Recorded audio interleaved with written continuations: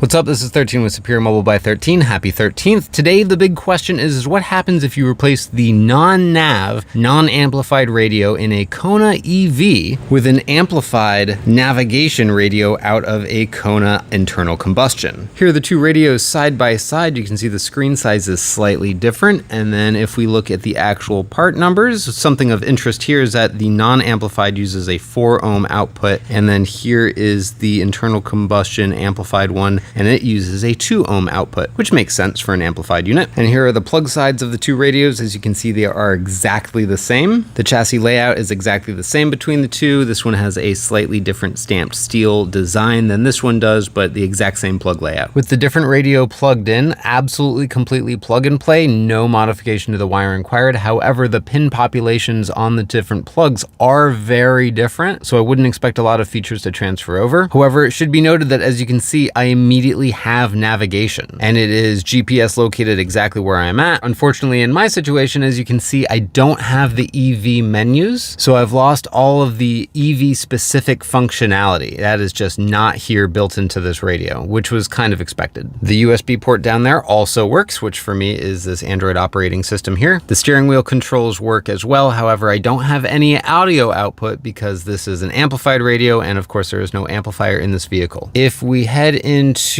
the menu, the engineering menu, which I don't know why people say hit this like 5 times and then go over to the side. I just do it crazy like that and I can always get in. We can go to the variant coding and then the amp, and you can see that it's on external amplifier, but I don't understand why I can't just change it to internal amp. It is tantalizingly close to think that I'd just be able to touch internal amplifier, but I assume that this radio actually doesn't have an internal amplifier. Also worth mentioning is that the reverse camera works exactly like it did originally, so that is also a retained feature. Interesting enough, if you go to the sound system, then you saw that the amp tests red, so it knows that the amp isn't there, it just doesn't do anything about it. Like if you hit the diagnosis and then send, it'll tell you that not connected amp. Another feature that is not transferred over is when I change the climate control on my other radio, it used to display the temperature on the screen and it no longer does that here. So my conclusion is that the AC controls, which are different for the EV than the ICE. So EV platform to an internal combustion platform, data is not transferred. Navigation to non-navigation, that data is transferred, but amplifier to non-amplifier,